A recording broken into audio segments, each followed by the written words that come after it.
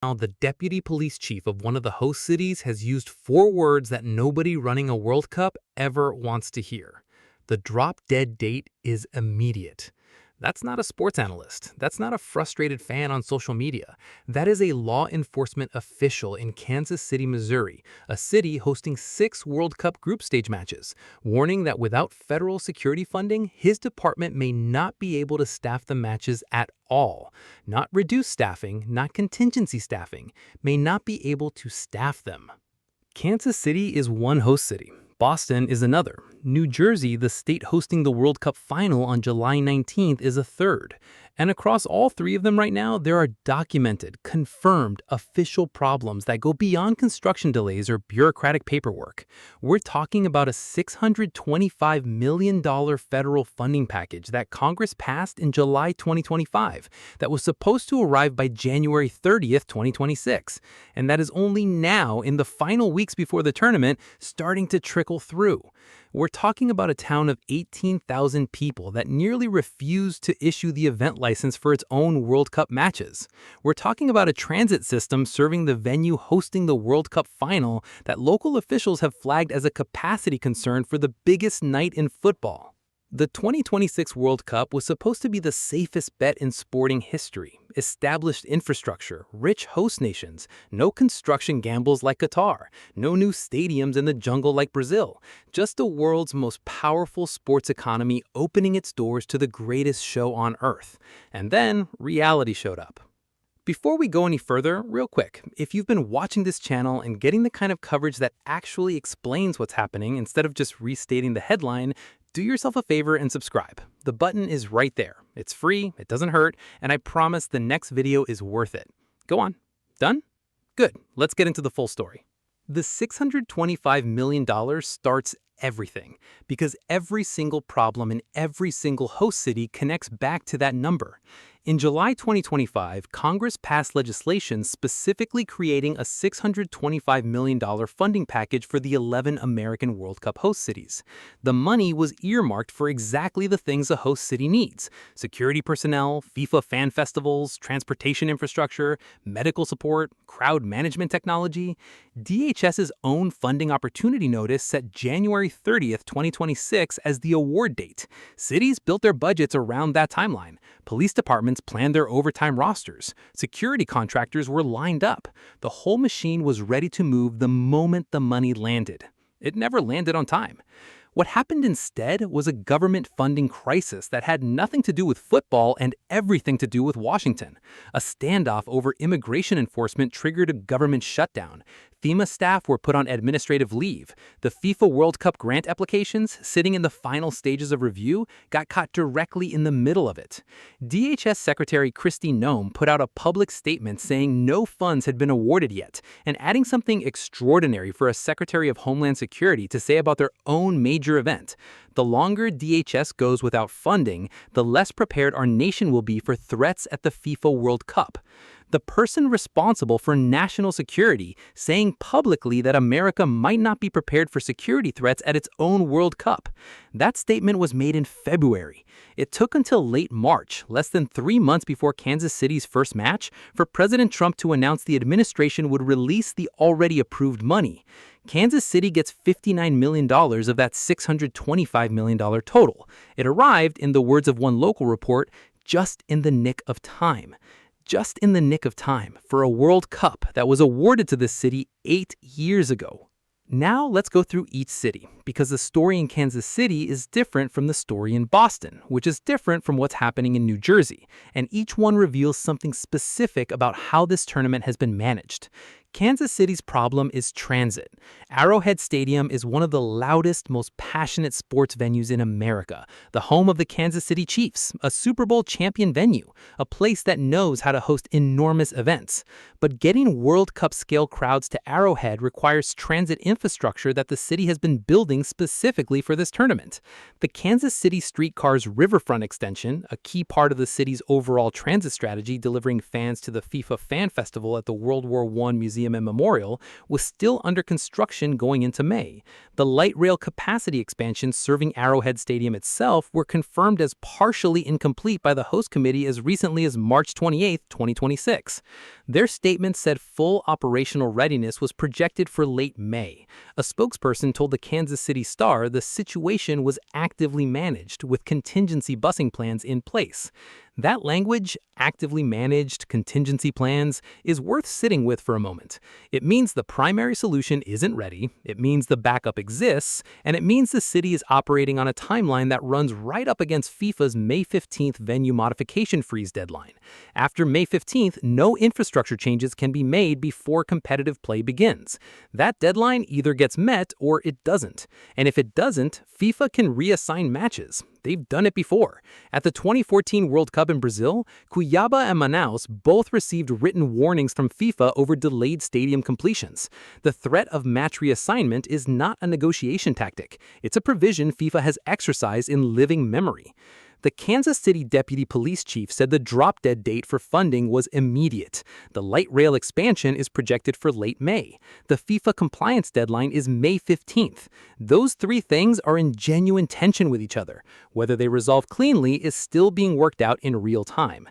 Now look at Boston. And Boston's story is different because it's not really about infrastructure at all. It's about money, trust, and a town of 18,000 people that found itself sitting across a table with one of the world's largest sports organizations with no clear answers about where the bills were going to come from. Foxborough, Massachusetts. Population 18,000. Home of Gillette Stadium, 25 miles from Boston's South Station, which is hosting 7 World Cup matches. 7. For a town of that size, hosting 7 World Cup matches is not a routine sporting event. It's an infrastructure challenge of an entirely different scale. Security costs, traffic management, event licensing, temporary facilities, all of it lands on the municipality. On February 17th, the town select board held a meeting. The president of the Boston 2026 host committee was there. The director of venue operations for FIFA 26 was there. And board member Mark Elfman said directly to both of their faces, "I gotta be honest with you, it baffles my mind that you guys are sitting here in front of me right now and how we still have no idea where this money's coming from." An elected official in a town of 18,000 people saying that to the representatives of one of the most powerful sporting organizations on earth and receiving no clear answer? The Boston Host Committee has since secured a guarantee from the Kraft Group, the owners of the New England Patriots and Gillette Stadium, to cover any shortfall on the $8 million needed for security. The attorney representing the host committee said at the meeting, "If you don't get paid, you can terminate the license. The next soccer game doesn't happen. That's the deal." A private sports ownership group underwrote the public safety costs of a FIFA World Cup because the federal funding didn't arrive. The Foxborough Select Board was scheduled to vote on granting FIFA a license to use the stadium. There were disagreements over a deadline for delivery of security materials. The standoff was eventually resolved, but the fact that it happened at all, that a town of 18,000 people nearly held a World Cup license hostage over unfunded security costs, tells you something about the gap between FIFA's promises and the reality its host cities have lived with. Missouri also waived sales taxes on World Cup tickets played in Kansas City.